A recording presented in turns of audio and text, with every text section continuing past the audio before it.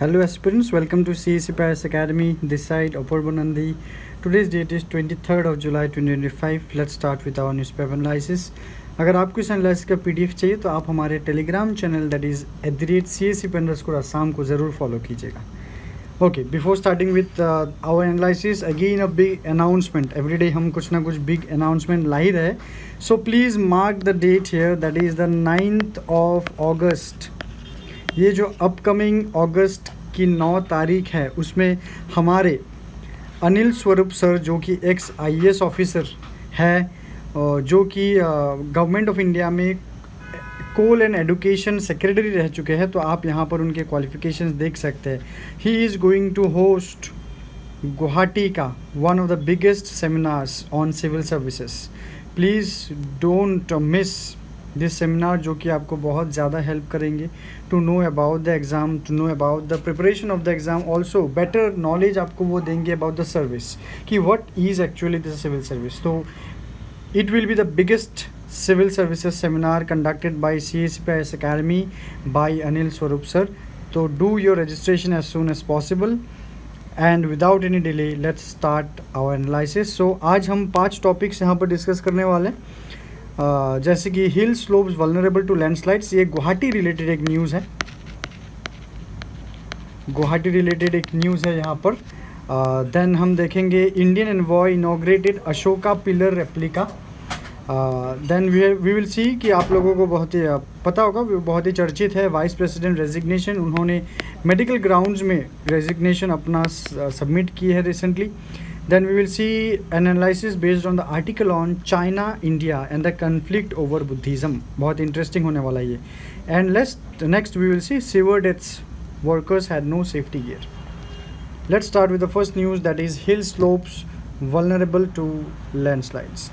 So news है, it is Guwahati related news कि Guwahati witnesses several major landslides this year.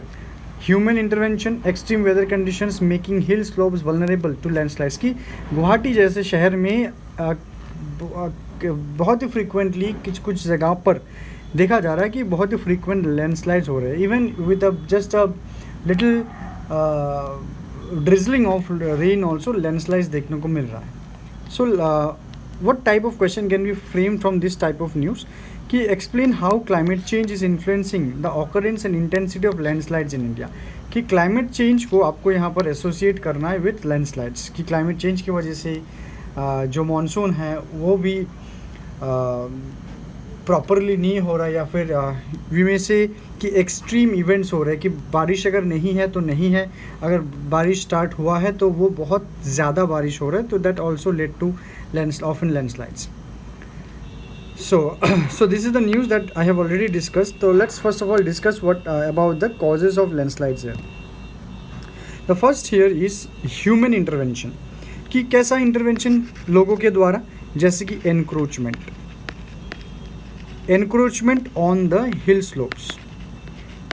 कि पहाड़ों के जो स्लोप्स हैं, यहाँ पे पहाड़ ही बोलूँगा, हिल जो है वो माउंटेन नहीं, वो हिल वाला पहाड़, वहाँ पर एनक्रोचमेंट बहुत ज़्यादा देखने को मिला सिंस मैनी ईयर्स. कि लोग जहाँ पर रहा नहीं जा सकता normally, the thing place which is very much vulnerable, वहाँ पर लोग पहाड़ को काट के घर बना रहे हैं. ठीक है. So the expansion of this kind of settlement and without proper slope stabilisation, तो इसकी वजह से ये लैंडस्लाइड्स ऑकर हो रहे हैं and also that results into death also. Next, extreme weather conditions which is climate change induced. और अच्छा, उससे पहले भी हम ह्यूमन इंटरवेंशन में और भी बोल सकते हैं, जैसे कि ट्री फेलिंग. पहाड़ में घर अगर बना रहे हैं तो उस पहाड़ों में जो पेड़ है उनको काटा जा रहा है, डिफॉरेस्टेशन किया जा रहा है, जो कि वेजिटेशन है वहाँ का वीकन हो जा रहा है, सॉइल स्ट्रक्चर को वीकन कर रहे हैं. स्लोप मॉडिफिकेशन नहीं है, this unscientific cutting of the natural slopes, इसके वजह से. तो एक्सट्रीम वेदर कंडीशंस में हम क्या देख सकते हैं, जैसे कि shift from light monsoon drizzle to prolong dry spells. कि एक्सट्रीम वेदर की देर आर प्रोलॉन्ग्ड, बहुत लंबे समय तक ड्राई स्पेल्स एक्सपीरियंस होते, कि बारिश बहुत दिन हो गए बारिश नहीं, 10 दिन 15 दिन. And there are sudden torrential rainfall, मतलब अचानक बहुत ज़्यादा बारिश. So that is your extreme climatic events. So due to this high intensity rainfall events that leads to increased water percolation. इस वर्ड को आप याद रखिए, water percolation.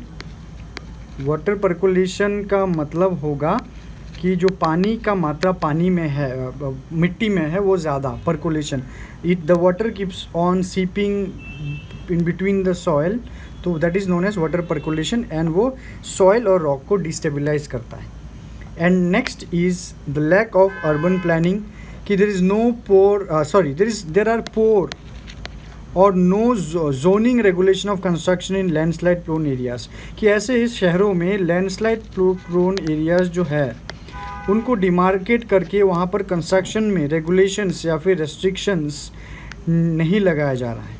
So that also becomes for the increase of landslides in the cities like Guwahati में हुआ है, दिमाहासों में हुआ है रिसेंटली. गुवाहाटी में इस जिस 2025 जस्ट द 8th मंथ अगस्त आने वाला है, वो अभी भी आया नहीं है. तब तक 7 महीनों में बहुत सारे लैंडस्लाइड्स ऑलरेडी हुए हैं. दिमाहासों में भी लैंडस्लाइड्स जो हुए हैं, जो हमने देखा था few years back, that block the BG railway line which isolated the Barak Valley from the rest of the Assam. That was a very devastating one. Anyways, if we just discuss about the way forward, कि what could be the way forward, कि हमारे mains में तो वही questions आएंगे ना, कि landslides तो है, तो प्रॉब्लम तो आइडेंटिफाई हो गए हैं, कॉजेज आइडेंटिफाई हो गए हैं, पर इसका वे फॉरवर्ड क्या है. So the way forward that we will see here, जैसे साइंटिफिक लैंड यूज प्लानिंग, जैसे कि मैंडेटरी जियो टेक्निकल असेसमेंट होना चाहिए. तो जियो टेक्निकल असेसमेंट क्या है? जियो टेक्निकल असेसमेंट है कोई भी कंस्ट्रक्शन होने से पहले कि जिस जगह पे कंस्ट्रक्शन होगा, क्या वो कंस्ट्रक्शन वहाँ वैलिडेट वो करता है कि नहीं करता है. Is that construction that will be created, is that will be vulnerable construction और not. That is known as geo technical assessment. Okay, तो वही जो यहाँ पर मैंने बोला था कि लैंडस्लाइड जोन को जोनिंग करना चाहिए, डिमार्केट करना चाहिए, वो करना चाहिए before the construction of the buildings. And there should be also strict building codes, strict building codes. Then is restoration of vegetation, कि जो वेजिटेशन है, जो पेड़ों के जो जड़ है, वो सॉइल को इंटैक्ट करके रखता है. तो अगर उस पेड़ को काटा जा रहा है तो सॉइल लूज़ होते जा रहे हैं, तो इसी वजह से लैंडस्लाइड्स बहुत ज़्यादा है. और अभी अगर वेजिटेशन को रिस्टोर किया जाए तो फिर से जो सॉइल है वो इंटैक्ट रहेंगे और उसमें लैंडस्लाइड्स हमें कम देखने को मिलेंगे. एंड उसके लिए क्या चाहिए? उसके लिए हमें सबसे ज़्यादा हेल्प कर सकते हैं कौन? That will be the community led afforestation. But उसमें ऑब्वियसली गवर्नमेंट का प्रमोशन ज़रूर चाहिए होगा. Then there must be a improve drainage and infrastructure, ये तो समझ में आ गया आप लोगों को. Then also there must be an early warning systems, जैसे like installation of landslide monitoring sensors, कि लैंडस्लाइड्स होने से पहले अगर वो आगाह कर दे तो that would be better.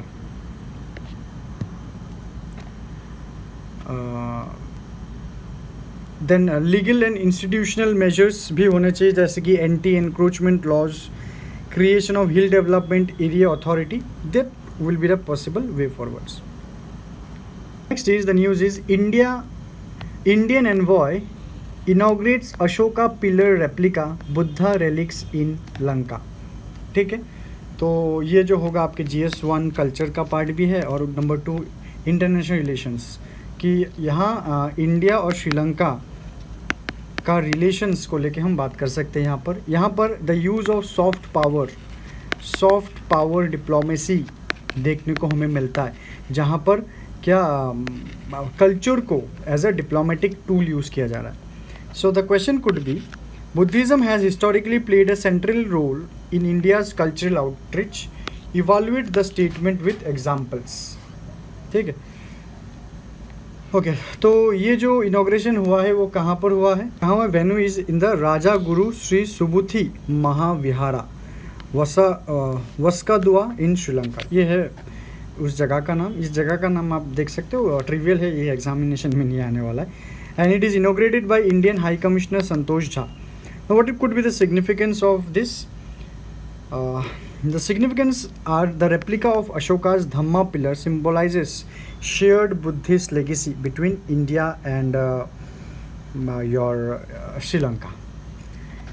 The sacred Kapilavastu relics exhibited discovered in India in 1970. It reaffirms cultural, spiritual and people-to-people ties between India and Sri Lanka. So यही है soft power diplomacy. Historical background अगर हम देखते हैं तो Buddhism जो है वो श्रीलंका में इंट्रोड्यूस हुआ था by emperor Ashoka's reign by his children Mahinda and संघमिता who were sent as an emissaries of the Dhamma. तो धम्मा को स्प्रेड करने के लिए उनको भेजा गया था किनको? महिंदा को और संघमिता को. तो उन्होंने ये कहा जाता है कि they were Mahinda and Sanghamitta were made the introduction of Buddhism into Sri Lanka. Theri Sanghamitta it bought a sapling of the Bodhi tree. Bodh Gaya से उन्होंने बोधि ट्री का एक सैपलिंग लेके श्रीलंका में प्लांट किया था और वो आज तक भी थ्राइव कर रहा है at the Mahabodhi temple in Anuradhapura. ये बहुत ज़्यादा इंपॉर्टेंट पॉइंट है, आप इसको याद रखिए. कौन? थेरी संगमिता. Historical exchange through relics, scriptures and monks have continued uninterrupted for centuries. तो इसका सिग्निफिकेंस क्या है? The significance is the soft power diplomacy. जहाँ पर यहाँ इंडिया क्या कर रहा है? इंडिया सॉफ्ट पावर डिप्लोमेसी में इंडिया का कल्चरल डिप्लोमेसी हमें देखने को मिलता है. तो इंडिया सिर्फ ये श्रीलंका के साथ नहीं, जापान के साथ भी हुआ है एंड थाईलैंड के साथ भी हुआ है. डिफरेंट कंट्री के साथ भी ये सॉफ्ट कल्चरल डिप्लोमेसी किया जाता है, sharing of culture. Okay, under is Buddhist diplomacy initiative. Then it can also align with the Act East policy.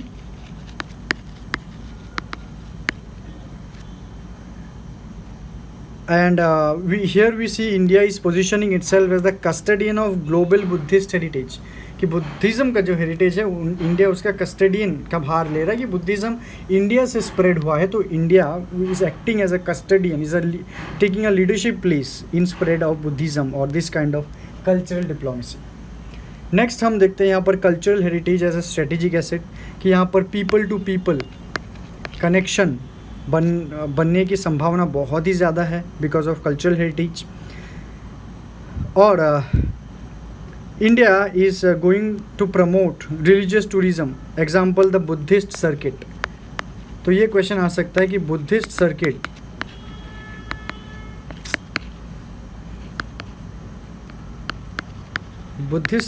ये क्या है? It is a linking of Lumbini, बोध गया, सरनाथ एंड कुशीनगर. ठीक है, ये है आता है आपके बुद्धिस्ट सर्किट में by interlinking this set places. Next to also to countering geopolitical influence.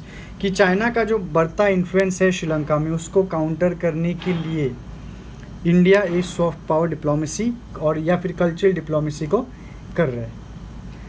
सो ये and these are the things that will be relevant to India's cultural policy, जैसे कि multi dimensional diplomacy model, spiritual, cultural, humanitarian, economic, सब कुछ which में help stabilise during political sensitive times, चाहे वो India का हो या फिर श्रीलंका का हो. इकोनॉमिक क्राइसिस के टाइम, तमिल इश्यूज़ के टाइम, और चाइना के ऊपर जो इंक्लाइनेशन है श्रीलंका का उसको भी सीधा किया जाएगा. It will support India's role in regional peace and reconciliation and echoing Buddhist values of non-violence and harmony. ठीक है, बुद्धिज्म को भी प्रीच किया जा रहा है, नॉन वायलेंस और हार्मनी को. Okay, the next news is about vice president's recognition. तो न्यूज़ तो पता ही है, आज आर्टिकल आया है कि vice president recognition and the name of the article is agony of exit. तो इसमें है एक ऐसे का टॉपिक मैं लाया हूँ, constitutional post must rise above politics to protect public. तो अभी जो वाइस प्रेसिडेंट जी ने, जगदीप धनखड़ जी ने जो रेजिग्नेशन दिया है, it is by on the basis of medical grounds कि डॉक्टर्स ने उनको एडवाइस किया अरेस्ट करने को, काम कम करने के लिए. तो उन्होंने इस बहुत ही ज़्यादा ऊंचे ओहदे वाले पोस्ट को रिज़ाइन किया है. तो हम जस्ट कुछ बेसिक्स देखेंगे यहाँ पर, जैसे कि रोल ऑफ वाइस प्रेसिडेंट. यहाँ पर कॉन्स्टिट्यूशनलिटी अगर देखते हैं तो आर्टिकल 63 जो है, it says that vice president is the ex officio chairman of the Rajya Sabha and it acts as a link between executive accountability and the legislative functioning. क्योंकि vice president जो है वो एग्जीक्यूटिव के पार्ट है, right, and by becoming the ex official chairman of Rajya Sabha, ये अभी legislature को भी वो संभालते हैं। तो यहाँ पर जो वाइस प्रेसिडेंट है वो एग्जीक्यूटिव के भी पार्ट है, लेजिस्लेटिव के भी पार्ट है। सो ही इज़ क्रिएटिंग और she is creating the bridge between the gap of executive and legislature. So अगर हम separation of powers and checks and balances अगर देखते, there is a functional democracy rest on the balance between legislature, executive, judiciary. Vice President plays a very vital role in preserving the balance by overseeing the Rajya Sabha's decorum and legislative debates. पर यहाँ पर कुछ की issues है इनके resignation को लेकर। क्या की इश्यूज़ है? जैसे the first issue here is executive and legislature conflict, जहाँ mister Dhankhar his actions are accepting the opposition motions to impeach जजेस, ठीक है, which reflects actually an assertive parliamentary stance on judicial accountability. And it has been also alleged a friction emerged when this contradicted an executive intent, particularly जो ruling party का stance है on impeachment motion, ठीक है। तो आज इम्पीचमेंट्स के बातें news बहुत ज़्यादा आ रहे हैं, उसमें उन्होंने एक सपोर्ट काइंड ऑफ थिंग है, एक इशू है, एक एग्जीक्यूटिव लेजिस्लेचर में कन्फ्लिक्ट है।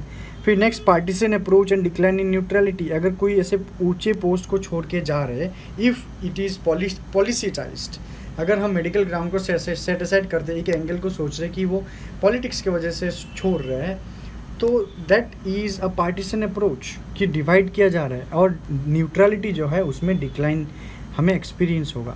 And parliamentary supremacy versus judicial independence, Dhankhar was vocal about the need to curb judicial overreach and emphasise parliamentary supremacy, वो पार्लियामेंट को सुप्रीम मानते हैं then judiciary. This brought him into conflict with both the judiciary and executive. Alright, okay, now another beautiful article is about India China and the conflict of Buddhism, ये the Hindu का article है, China, India and the conflict over Buddhism. Questions: in conflict-prone border areas, spiritual allegiance often influences national security. Analyze this statement with reference to India's Himalayan frontiers. तो अगर aspect हम देखते हैं यहाँ पर, चाइना का बुद्धिज़्म को लेके क्या ऐसा एस्पेक्ट है और इंडिया का बुद्धिज़्म को लेके क्या एस्पेक्ट है। कि चाइना के लिए Buddhist is a state craft, it is a Buddhism उसको पिक्चराइज करवाया जाता है। चाइना में बुद्धिज़्म है, बुद्धिज़्म एक रिफ्लेक्शन है चाइना का, पर इंडिया का Buddhist is a diplomacy, okay, it is a diplomacy not a state craft. वो बुद्धिज़्म को कल्चरल डिप्लोमेसी में यूज़ कर रहे हैं कि ताकि ब्रदरहुड, भाईचारा, बॉन्डिंग बढ़े कंट्री के बीच। चाइना का जो बुद्धिस्ट स्टेट क्राफ्ट है वो सेंट्रलाइज्ड है and they are state driven and coercive, जोर जबरदस्ती। इंडिया में that is decentralised, heritage based and moral. तो ये कन्फ्लिक्ट है। टूल्स जो है state approved reincarnation, database of lamas and infrastructure investment, India hosting Dalai Lama, heritage circuit and pilgrimage diplomacy. Objective China का cultural assimilation, border control, identity shaping. India का objective क्या है? Strategic counter balance, cultural connection and regional goodwill. So we say India to be on the softer part and it is on the coercive part. So what are the core issues here? Core issues is about the Dalai Lama succession crisis.